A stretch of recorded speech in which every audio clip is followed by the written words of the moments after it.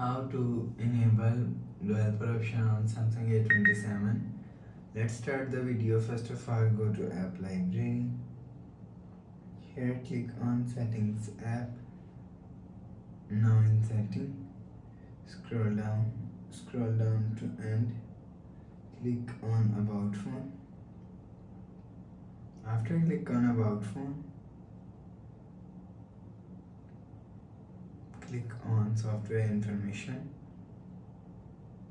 After click on software information, world number is here 7 times. Click on world number, so you will see developer option is enabled. After 7 times, click enter phone pin.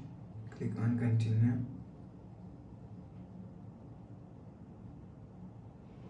You will see developer option is enabled.